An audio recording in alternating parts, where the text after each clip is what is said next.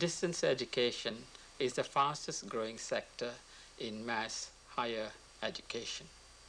And yet, if one looks around, less than a third of the distance teaching institutions in the world have delved into the teaching of science and technology. There must be many reasons why the teaching of science and technology has not been very popular. To look into the issues around the teaching of science and technology through distance education, I have with me today 4 eminent scientists and educators to discuss the issues surrounding the teaching of science and technology.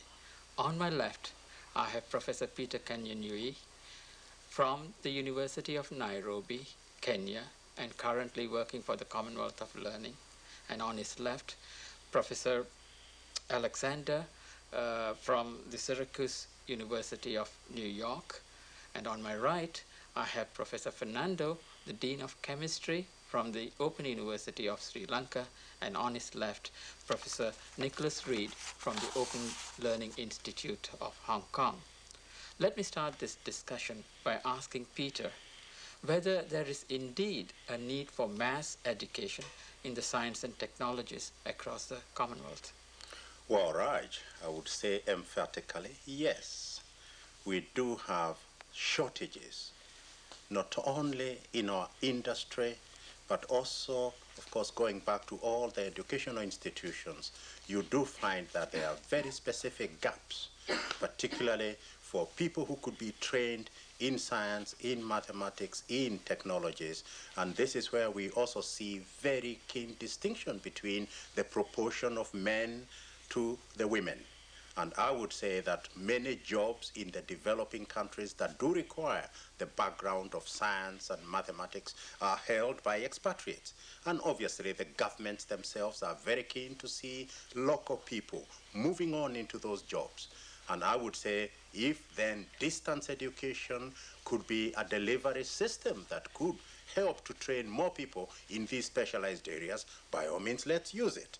If there are any problems, let's see how we can overcome some of these problems and even combine the various technologies and communications media to provide training for all these large masses of people that need training in science and mathematics. Peter, that's good, but it does describe a situation one sees in the developing countries of the world. I just wonder, Professor Reid, whether the same thing would apply, say, in a place like Hong Kong or the UK, the more industrialized nations. I'm sure it does apply, no less in those places. They're even more technologically developed. There are therefore more jobs to be filled. After all, they are being emptied by natural turnover as people retire and so on. Some industries are growing, and that creates new jobs. The need is no less in the developed world, I would say. Teaching of science and technology presents a lot of challenges. It presents a lot of problems as well. But at one country that I know, one university, the University of Open University of Sri Lanka, where Professor Fernando is coming from, has met these challenges and have created plenty of opportunities. Professor Fernando, you teach chemistry, which needs quite a bit of hands-on experience. Now, how do you do this? Well, when our university started, one of the first degree programs we commenced was a BSc degree program. And I'm happy to say that we have produced up to now 4 batches of graduates, and we are working on stream. You asked about chemistry. Yes, we bring them in a different way. We bring them for practical classes, which is the most important problem we have in doing science and chemistry to distance. We bring them for continuous block periods into our central and regional campuses, where we teach them practical chemistry and other practical science subjects in block continuous periods, unlike in a traditional university where they come at a regular time every week. We bring them in groups and give them blocks of practicals, and we teach them the basic techniques. We avoid the unnecessary repetitions and duplications, and after 8 years of such teaching, I can assure you that we appear to be doing quite well. When you were describing just now, you were talking about bringing them, I presume the students, into your laboratories at either the regional study centers or the main university campus. I'm just wondering whether that would be that is the only way available, or are there other methods that currently some universities use? Professor Reid, you may have a comment on that. Yes, I think there are other methods, and they range from very, very simple things. I mean, there is practical work that can be done with ordinary household items, even sometimes toys like balloons, child's balloons, which are relevant to some physical effect that you're trying to demonstrate. So I think there is scope for course designers to be imaginative and inventive in utilizing common everyday things, which the student can then be expected to provide for themselves. And then I think going up one layer in sophistication, there's also the possibility of using what some universities call a home experiment kit. That is, it's a kit of experimental materials and devices which is sufficiently cheap to be sent to each student on loan for the student to use in their home, and at the end of the course to return to the institution. And that can enable more quantitative experiments and observations to be made. And then finally, the ones leading up to the use of actually professional facilities in the manner that Professor Fernando has described, in proper university well-equipped laboratories. Well, let's not also forget that in any country, there are facilities, including laboratory facilities, that lie fallow, if you like, over the weekends, during the school vacations and holidays. We are saying if proper arrangement could be made, distance learners could make use of those facilities. And again, I like the idea of an experiment kit, which again could be packaged together quite simply, and really a student is able to perform those simple experiments. Again, for the more sophisticated ones, use the main facilities. And I do think that that combination, depending on what country can afford, is a feasible way of providing that practical work, the hands-on experience, as you mentioned, Raj. But Professor Alexander Romiszowski, I'm just wondering how one's peers in the scientific field would view such activity. Would they think this is actually proper science? Well, I'm an engineer turned educator, and studied engineering and then applied systems engineering to education. So I have a distorted view maybe compared to some people who are more subject-based.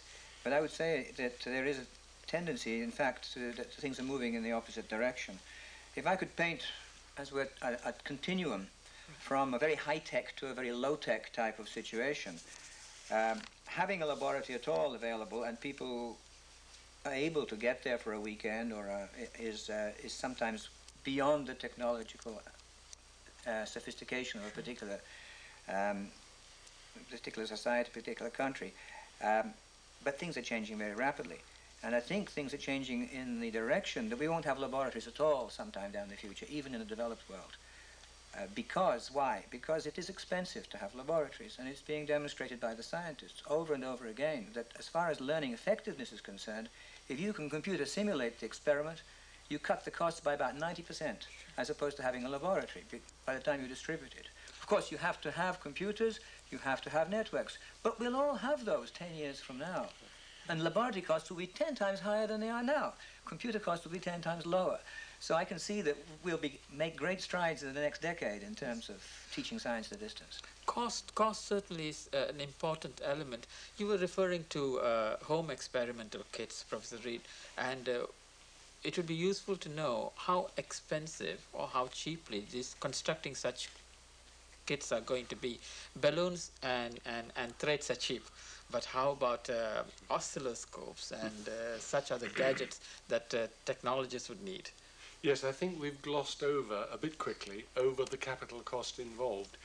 The home experiment kit in its purest form involves investing in enough kits to give every single student a kit of their own.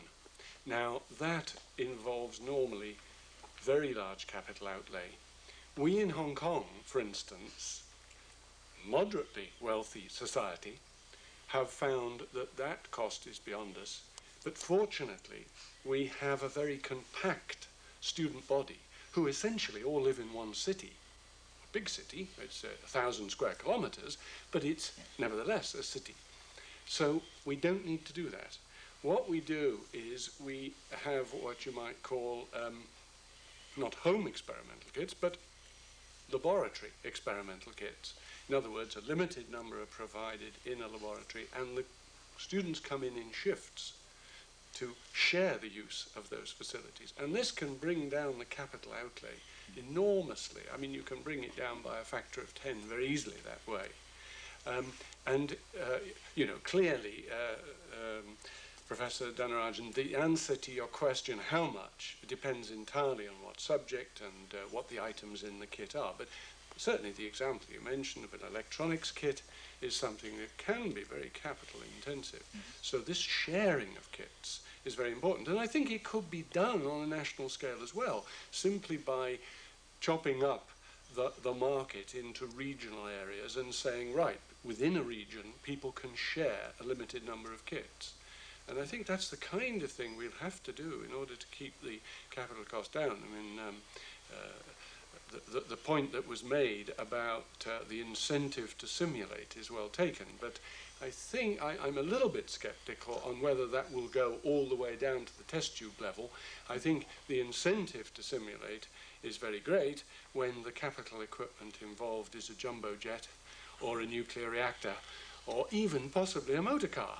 But if it comes down to something which is much lower tech than that, I don't believe the incentive is maybe strong enough, and one might remain doing the real thing. And in fact, I'm happier with that, because what worries me about simulation is that you're using a completely artificial interface. In other words, you are controlling, say, via a joystick or a keyboard or something, whereas the actual operation might be involving titrations with burettes and things, which are entirely different manipulative skills. And although one doesn't want to make too much of the mechanical skills, they are part of being a good experimenter.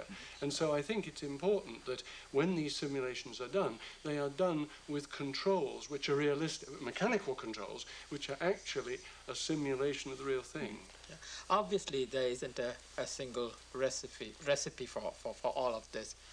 Different strokes for different folks and kind of situation.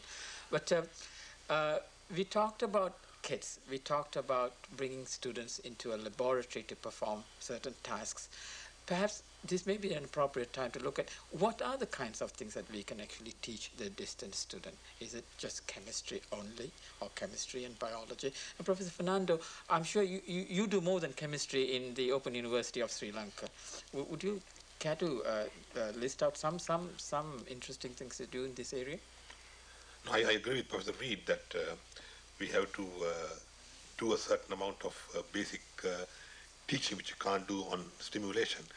And that is why when we bring them in, we try to emphasize on the essential techniques which a hands-on approach will always bring in. And that is what we try to emphasize on what they are doing. So we are confident that by adopting that attitude, we can minimize the time at which they need to come to a central campus or regional campus and teach them during that time what is essential and what is necessary to be done. But leave the other things to things like what Professor Reid referred to. In the laboratory. But what subjects do you teach? Well, in the university we have all the science subjects. In the science faculty we have chemistry, physics, botany, zoo, and double mathematics. Right. In addition, in the science faculty, yes. Right. This will be at the undergraduate level.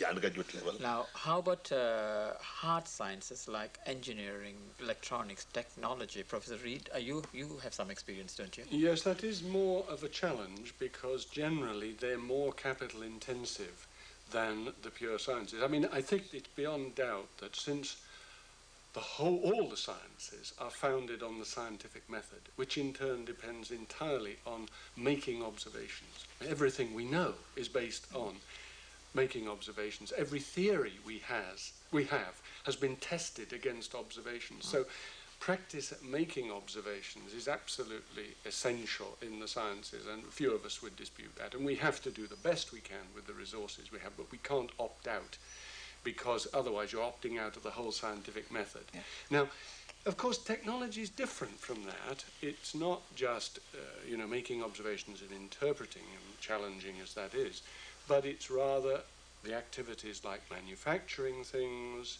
like servicing and maintaining things, or possibly going out and making measurements which will enable people to design things. I mean, I'm thinking of mechanical testing of civil engineering materials and concrete and things like that. Those sort of activities are the basic activities of the engineering and technology subjects. Now, those are very capital intensive, and even a simple thing like giving students experience testing concrete blocks is not trivial. And certainly it's beyond any home experiment kit. Yeah. So there I think you have to tap into all available local resources, including industrial resources, employers' resources, because they're the most likely people to have the real thing. That brings me to perhaps this point, and that is, when you begin to deal with subjects like engineering and technology, professional acceptance and recognition of your training is absolutely essential. My knowledge of this indicates that part of the recognition would include the carrying out of perhaps something called a project towards fulfillment of such obligations. Could any of the panel care to comment on the professional recognition of the credits that are awarded through such programs as yours in the distance mode, and B, how you would handle certain requirements such as projects in your delivery of technology courses? Come on, the second point. We in the Open University, we have a technology program as well, and the first Bachelor of Technology graduates will be passing out sometime early next year, and they have projects as a compulsory work training program which they do in an outside institution who have collaborated with the Open University in doing this type of training. So we are actively involved, and Professor Reid, we are already doing this BTech. And regarding the professional recognition, of course, the Bachelor of Science, of course, there has been no problem, but the Bachelor of Technology, it is still to be recognized by the local institution. But of course, like similar professional courses, you cannot have recognition because graduates pass out. But the university is quite confident that there will be recognition coming on as soon as they graduate and pass out, and once the course is run a full cycle. Peter, would you have any comments on this to make in terms of teacher education? Well, the experiences we have had in Kenya, for instance, is that the programs that are run by the university internally as well as externally are recognized in the same way. Right. There is no distinction between the certificate that a teacher gets, and in fact in the certificate it doesn't say that they studied it by extension studies or internally. But I would also say here that in teacher education, you are also trying to bring in that multidisciplinary nature of teaching the subjects. And we find that it's the teachers in the classrooms who are more ready to see the interrelationships. For instance, I have seen a teacher trying to teach environmental education. And that, of course, brings in a lot of disciplines into focus. And that is far better done by a teacher who is already in the classroom than one who is being trained to teach 3 years later, if you see what I mean. But it is really the awarding body of the final certificate that has to determine that, in fact, the award that you give to an external student is in no way inferior to that offered internal. Alex, you're a systems engineer, and I'm sure professional acceptance of qualifications is just as important to you as the teaching fraternity. Now, how would you react to comments regarding the unacceptability or the acceptability of distance teaching methods in training systems engineers? In terms of acceptance generally by professions of people who are trained, particularly in technical areas like engineering, one hears, working as I do with industrial training a lot, that of course the universities don't turn out what we need. The training really happens when they join us. They get basic education background from the university course, and then they really learn what they need once they're on the job. And indeed, to take USA as a context, the budget for human resource development in USA is in fact 3 times bigger than the total university budgets in the country. So industry spends a lot, not just in technical, that's across the whole field, but proportionately spends probably more on training its engineers and technical people beyond a degree than the cost of the degree. What are they doing in this area, in the area of ongoing upgrading and retraining? And it's very interesting, and here I'd like to revert to my previous point on technology, because many companies, and this is really happening, are closing down their training centers because they can do everything better and more economically on the job through so-called electronic performance support systems.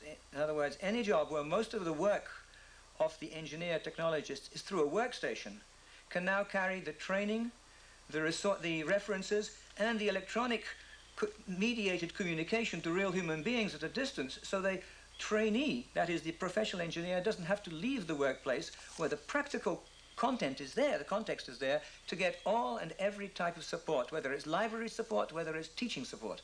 And there are, to my knowledge, 10 companies that have closed their professional training centers because they've transformed everything into electronic distance on-job training. So this is the trend which I think will transfer into universities over time, maybe a decade, but it will transfer as these infrastructures become available at a reasonable cost.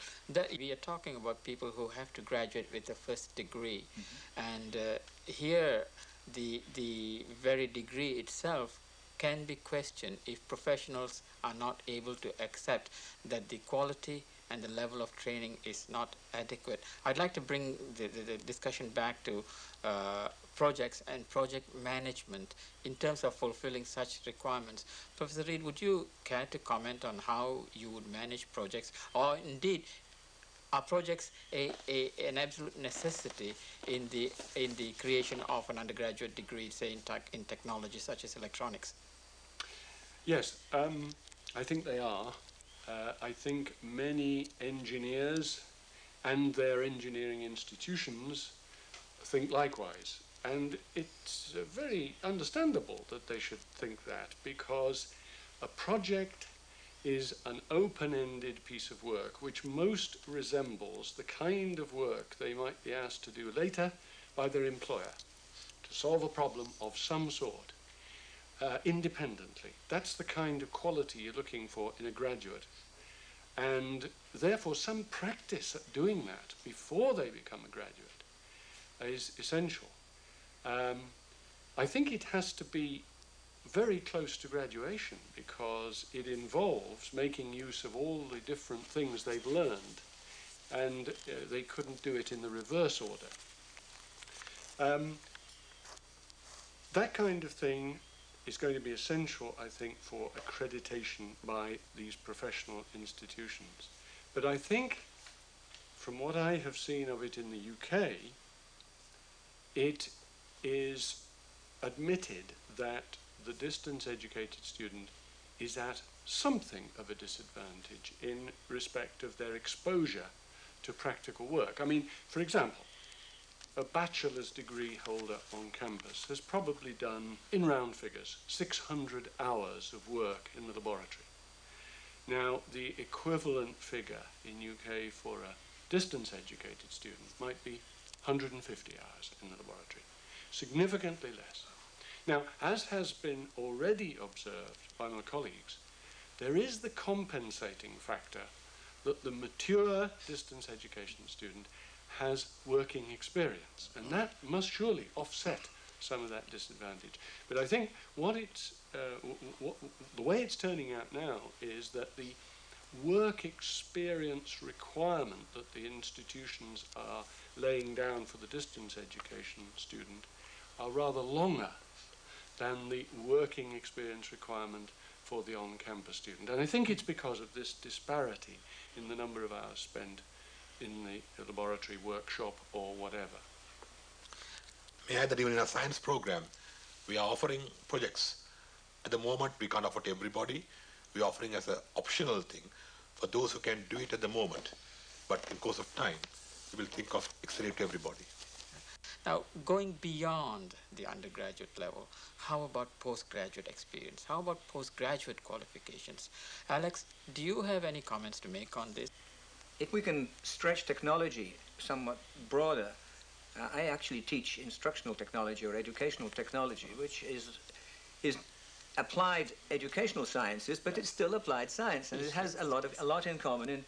And to touch on the point just made previously, that a practicum-based, laboratory-based element is often missing or much diminished in a distance education situation. We are in the process of running educational technology master's programs, but we insist on that person being employed in a related job to be acceptable to do it under that basis, as opposed to doing it on a campus-based alternative. And in this way, what we hope is that we can build on the students' real projects that they have to do for their job as the practical aspect. And we've got only less than 1 year experience of actually doing this now, but it is showing, I think, in my feeling, and I'm doing a research project which will test this out, but my feeling is we're going to find that that is a better, a richer and a more effective way of doing it than the ivory tower on-campus way of training educational technologists, which we've been using as our basis till now. Professor Reid, I know you have been exploring opportunities in terms of postgraduate education in science and technology as well. What kinds of challenges do you foresee in wishing to implement such a project? Well, funnily enough, I think if you do what's been suggested and you recruit only students for the course who are working in an appropriate environment, it actually is easier. Because you can then use the distance education to concentrate on what it's good at, which is delivering information and cognitive skills and so on. And you can leave the employer to provide the right environment for the related practical applications. So I think, in a sense, it's easier. I think it's actually gets harder as you go, I hate to use the word down, but down in educational level to sub-degree. I think there you are expecting more physical skills, actually, doing it right. And the doing it is something very physical very often. And that, I think, is the more difficult direction in which to go by purely distance education than going up in level. Looks like the Open University of Sri Lanka, for example, has been, in fact, doing things at that lower level, technician training in electrics and electrical engineering. Professor Fernando, do you have some knowledge of this that you'd like to share with us? No, we are doing it, we are providing practical knowledge as necessary and as required. And we have a certificate course, we have a diploma course at a lower level, and we are providing it. May I also add that we are also planning a Master of Science in Industrial Chemistry by distance, and in collaboration with other institutions where we hope part of the practical work can be done. And we hope that we'll be able to start it within the next 1 year or so, the first MSc course in Industrial Chemistry by distance in our country. How do you propose to do this? Well, the practical work, we are the essential practical work. We are going to make use of collaborative institutions throughout the country, and we hope we will get a satisfactory feedback. This is slightly different from what Alex had just indicated, that, and Professor Reid to a certain extent, that at that level of education, you can actually use the workplace as a laboratory. You could use the workplace for experience in terms of research, but you are suggesting that you would use the network of universities and colleges in the country where students would come and perform the kinds of tasks a postgraduate student should be performing. Yes, because we do not at the moment wish to direct only at people who are employed, because a very grave need in our country is the unavailability of postgraduate courses in science. And so if we limit it only to the employed people, we'll be still limiting it to a small circle. So we want to keep it open, because we have a number of graduates who would like to get, who are thirsting for master's degrees. So we want to keep it open. So that's why we want to use them. So for them, that mode which I described will not work. And it is perhaps the kind of experience that Sri Lanka has had that would be very pertinent to any other developing countries to try, again, as I said earlier, to make use of the available facilities and expertise, to make, as it were, the available resources go further And really, I think we need to be able to learn from the experiences such as Sri Lanka's to see whether, in fact, we couldn't be training more people than through the other conventional methods. Exactly, I'd like to pick up on this aspect of upwards and downwards, and I quite agree that going up to retraining and informing, particularly informing about new developments to already trained professionals, where the basic skills of experimental methods and so on are, we hope, already developed, then one is at a much easier level of sharing information among trained minds. And indeed, many different countries have successful projects in this area. In the US, the National Technological University has been as successful by its acceptance, and it really, I don't want to malign it, it's no more than one-way broadcasting of video. There's very little interaction, and it's not necessary because the viewers can think about the problems themselves or watch in groups and discuss among themselves, leaderless groups almost. You take that down to elementary and secondary school teaching, and we don't have those learning skills, we don't have those thinking skills, and that's where we need the teacher's presence more. And we don't have the teacher's presence in distance education. It's the feedback, it's the control and feedback elements. And there's one interesting project which is not off the ground, but which was planned specifically for this aspect, which is in Brazil. In Brazil there is a very successful, in terms of acceptability, second chance elementary and secondary school television and radio based system called Telecurso. This is just the typical television and radio broadcasting. The project on the table of the ministry, this is mounted by one of the commercial television stations at their own expense. I won't go into how they managed to make this economical for them. However, they have now teamed up with a proposal with the major private bank, and they are offering the Ministry of Education interactive feedback facilities using the electronic banking network, which has 700,000 points around the country, and at night it's completely unused. And so the plan is to have a teaching learning unit in each bank, and you go to your own bank and you get in contact with your tutor and back with no infrastructure that isn't there already. And that's across the whole of the elementary and secondary curriculum, including science. So that's going to be very interesting. And the idea of using simulated laboratory experiments has come up in that as well. Obviously, I take the point that some things one has to touch and so on, but other things one can do this way, and these things are appearing anyway. It's a question of knitting it all together. So I'm very optimistic that a country which basically is so poor in terms of its investment in education, as is Brazil, can see to actually use existing resources to go a giant step forward like that. I think you've just described an interesting synergy, and perhaps all of you seem to be convinced that you can do it. Now, let me ask one final question to Professor Fernando. Of the institutions and activities described so far, you probably have had the longest experience in terms of teaching technical subjects at a non-degree level to a mass audience.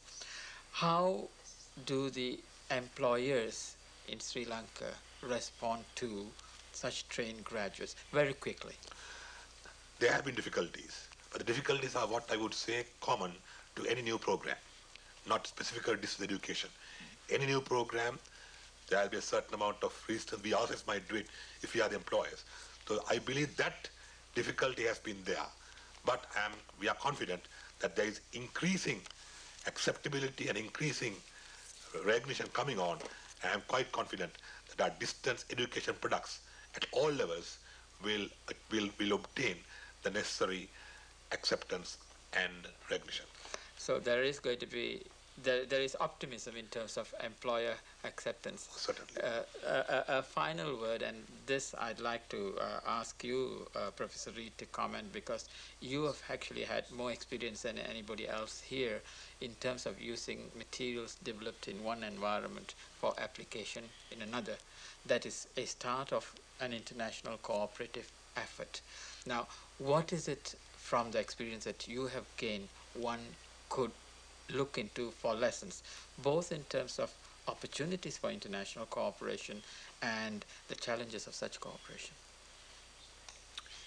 Well, I think what I have learned is that things that are relatively culture insensitive, like mathematics, which is not the monopoly of any particular people or culture, do travel very well. If they're good courses in one country, they will probably be considered to be good courses in another country, provided that the language is common and understood.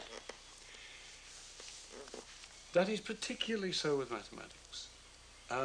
With science, it is almost as true, because science is not the monopoly of any particular culture. And the only thing which can really interfere with the international transfer of courses there is the possible use of language. If the science being studied is a very descriptive one and makes big demands on the language, it uses rather complicated language, big vocabulary, and so on, that can be something of a handicap in international transfer of courses. But even there, it's acceptable. And it's possible. Now, I think where it starts to get difficult is when, for example, you move into engineering and technology and you start to bring people in. You know, the people are part of manufacturing industry, part of companies and so on. Then it's becoming social, and then it's starting to become culture sensitive. And I think then you've got to be very careful about transferring those courses internationally. It's not easy, even if the language is common. Well, indeed, one of the roles of the Commonwealth of Learning is to ensure that there is that kind of transferability of good quality materials from different parts of the Commonwealth, so that really the basic materials that are available could make a start and then build in that local color and that local culture and the sensitiveness that is required. I agree, mathematics obviously is very transferable, and there is no reason why good quality materials should not be traveling far and wide to those who need them. Gentlemen, on that happy point of cooperation, we should say goodbye to everybody here. Thank you.